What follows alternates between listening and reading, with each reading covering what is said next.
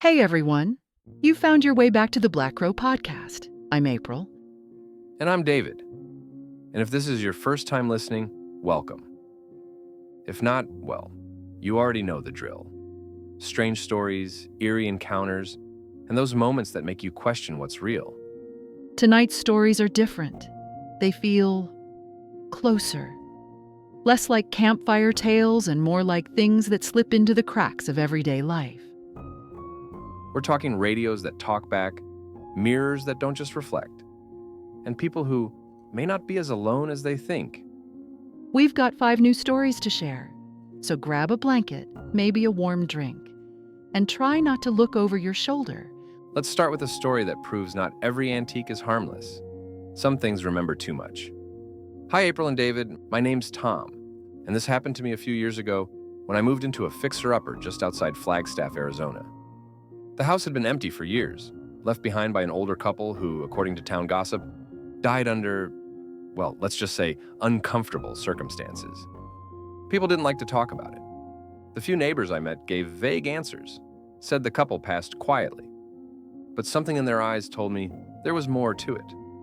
So, one chilly October evening, I was poking around the attic, just sorting through the dust and junk you find in old homes. I pulled back a moth-eaten sheet and found this old radio. It looked like it hadn't been touched in decades. It was heavy, carved from dark wood with 2 chunky dials and a cracked cloth speaker grill. It looked like it belonged in a war museum. Still, something about it drew me in. I brought it downstairs, cleaned it up, and plugged it in. The light flickered once and then died. I shrugged and left it on the mantel. But that night, at exactly 3:33 a.m., it turned on by itself. It played a slow, eerie jazz melody I didn't recognize, crackling and distorted, like it was being broadcast from another time. At first, I thought it was a fluke, maybe a power surge. I unplugged it the next morning. The next night, same thing, 3:33 a.m. The radio turned on, still unplugged, and that jazz song, always the same one. After a week, I decided to stay up. I sat in the dark, waiting. At 3:20, the temperature dropped. It was like someone opened a freezer in the room. I could see my breath. And then the shadows, especially the ones on the walls, started shifting. Not flickering, shifting, like they were turning to face the radio. When it turned on, I was already frozen in place. But instead of music this time, I heard a voice, a man's whisper, dry, fractured. He never left. He's still in the attic. My heart dropped. I wanted to move, run, but my legs wouldn't work. The next morning, I forced myself back into that attic. I didn't want to, but I had to know. I tore up a few floorboards where the radio had been sitting. Underneath, wrapped in rotted canvas, I found a leather-bound journal, handwritten, pages fraying. It belonged to the previous owner. His last entry read, "I tried to lock him in, but he still talks through the music. I can't sleep anymore. I don't live there anymore. I moved out within the month." As for the radio, I took it deep into the woods and buried it. 4 feet down. I didn't want it in anyone else's attic. Phew. I've got chills. You know, I love a good vintage find, but maybe not one that comes with a built-in ghost. Right? Radios, man. There's just something about the static, the old songs, like they're tuned in to more than just stations. That time, 3:33 a.m., feels intentional. Like the radio isn't haunted. It's used. And the attic again. You ever notice how many of these stories come from attics? It's always the places above or below us, isn't it? The places we avoid. Tom, thank you for that nightmare fuel.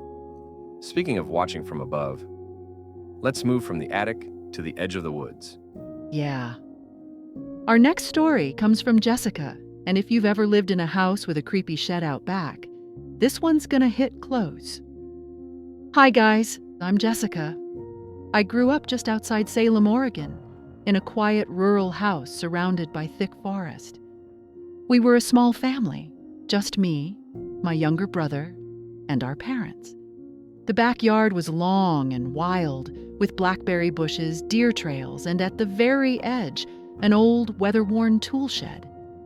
The kind that looked like it would fall over in the next windstorm. My parents always warned us, stay away from the shed. They said it was full of rusted tools, jagged saws, and maybe snakes or raccoons. But even as a kid, I felt like that warning wasn't really about safety, because the shed gave me a feeling. You know that feeling like something's staring at you when you turn your back? It was like that, but worse at night. From my bedroom window, I had a perfect view of it, and sometimes, especially when the moonlight hit just right, I'd swear I saw shadows moving around it. Not animal movement, human. Once I thought I saw someone, a tall figure, just barely visible, step behind the shed and vanish. I told my parents. My dad checked. Nothing. Then came the night. It was late October, stormy, cold, and the power had gone out during dinner. I was in my room with a flashlight, reading, when I heard a knock. Not a tap, a knock. Solid. Rhythmic. On my bedroom window, I froze. My room's on the second floor. I crept to the window and pulled the curtain aside. There he was. A man. Tall, soaked from the rain. Standing at the edge of the woods. His face was hidden beneath long, wet black hair. He didn't move. Just stood there.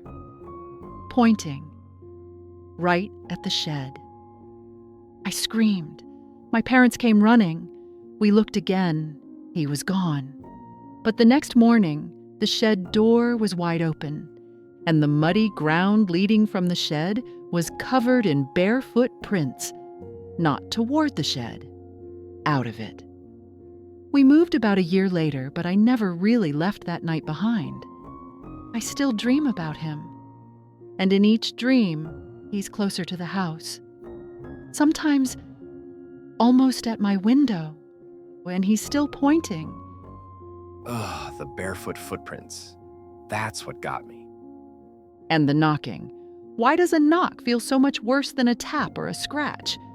Because it's polite. Like, whatever it is thinks it has the right to be there. That's so true. And that image, him standing in the rain, pointing, it's like he's trying to tell her something or lure her in. Or remind her that he's still waiting. All right, let's take things indoors now, to a college dorm with a reputation for unexpected roommates. Yeah, if you've ever lived in a dorm, this next one might feel a little too real. Hey, Black Crow team, I'm Eric. A few years back, I got a scholarship to attend a small college in rural Pennsylvania. It was one of those old campuses. Ivy-covered buildings, narrow halls, doors that creaked no matter how new the hinges. My dorm was called Foster Hall, and I was assigned room 209. It was weird from the start. The air in the room always felt a little too heavy. My books would fall off the shelves when no one was near them. Once, I watched my desk chair roll slowly from one side of the room to the other, like it had been pushed. I joked about it at first, told my friends I had a ghostly roommate. But then came the whispers. Every night at 2:09 a.m. on the dot, I'd wake up to this sound. A murmur, like 5 or 6 people whispering urgently in the far corner of my room. I could never make out what they were saying, just the rhythm of the voices. Fast, nervous, sometimes angry, sometimes sad. It happened every night. Eventually, I set up my phone to record. I hit record at 2 a.m., propped it up, and left it overnight. The next morning, I played it back. At first, the whispers were there, just like I remembered. But then, a voice cut through. Deep, hollow, like it was speaking right into the microphone. They never closed the door. That's why we can't leave. I brought the recording to my RA. He listened, and I'll never forget the way his face went pale. He told me room 209 had been sealed off since 1997. A student had died in there, under unclear circumstances, and the room was supposed to stay empty. I got moved out that day. A week later, I came back with my friend to pick up some stuff, but room 209, it was padlocked. Door sealed like no one had ever lived there, like I was never meant to be in that room at all. They never closed the door. That line just echoes in my head. Right? It's like those spirits are stuck, like someone forgot a step, and they've been trapped ever since. And Eric didn't even know. He was sleeping in the middle of it like nothing was wrong. Until they wanted to be heard. All right, let's head south for our next one, straight to the mountains of North Carolina. Where sometimes the thing watching you is on your side of the mirror. Hi, April and David. I'm Melissa, and a few years ago I rented a Victorian house outside Asheville, North Carolina. It was my first time living alone. I was excited. The house was beautiful, hardwood floors, original fixtures, tall ceilings, and these gorgeous stained glass windows. But there was this one thing I didn't like from the start. A mirror. Oval-shaped, framed in thick, dark oak, mounted right above the fireplace in the bedroom. It looked like it belonged in a haunted mansion. From the first night, I had trouble sleeping, not from sounds, but from a presence. I'd wake up with my heart racing, like something had just left the room. One night, I heard scratching, faint, like fingernails on glass. I sat up, looked at the mirror, and saw it. A hand, pressed against the inside of the mirror, pale and thin, trembling, then it slid downward and vanished. I told myself I was dreaming, but every night it got worse. Sometimes the mirror didn't reflect my room properly. The drawers would appear open when I'd closed them. Shadows moved wrong. Once I saw myself lying in bed, but something else stood beside me, just outside the frame. I covered the mirror the next morning, but a week later I came home from work, and the sheet was on the floor. The mirror was uncovered, and written across the foggy glass, as if someone had breathed on it, was one word: stay. I didn't. I packed a bag and left that night. I haven't looked into a mirror the same way since. Yep. Burn the whole house down. I'm out. Honestly, mirrors freak me out more than almost anything. They're not just reflections. They're portals, windows, warnings. And whatever that was, it didn't just want to be seen. It wanted her to stay. All right, let's close tonight's episode with one last story. A quiet old building, a janitor working alone, and a room that was never supposed to be opened. Hey there, I'm Ryan. A few years back, I worked the night shift as a janitor at a public library in Burlington, Vermont. It was one of those big, echoey places. Tall ceilings, stained glass windows, rows and rows of dusty shelves. It was beautiful during the day and dead quiet at night. There was one room on the second floor that was always locked. A reading room, they said. The door was heavy oak with a brass knob that never turned. Staff told me it hadn't been used in years. Something about unfinished renovations. But every now and then I'd hear things from that room. A chair creaking, a page turning. Even the faint scent of pipe smoke, even though smoking had been banned there since the 80s.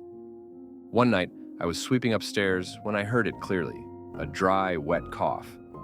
Then a voice, "You're late!" It came from behind the locked door. I froze, called building security. They came after half an hour and used a skeleton key to open it. Inside, the room was untouched, thick layers of dust, everything coated, except for one thing. A wooden chair turned to face the door, and a book open on the table.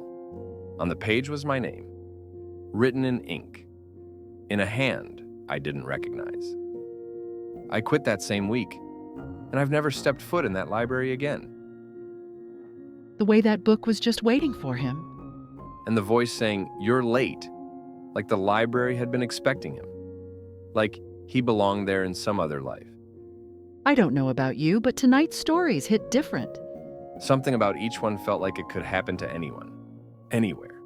Yeah, a bedroom, a hallway, a library. No cursed objects or blood rituals, just ordinary places holding on to something not so ordinary. And that's it for tonight's episode of the Black Crow Podcast. A huge thank you to Tom, Jessica, Eric, Melissa, and Ryan. Your stories? Incredible. Haunting. Honest. If you're sitting there thinking, wait, I have something like that, don't keep it to yourself. Head over to blackcrowpodcast.com and submit your story. We read every single one, and you never know. It could end up here next week. Until next time, keep your lights low, your mind open. And whatever you do, don't follow the footsteps in the dark. Good night, and beware the shadows.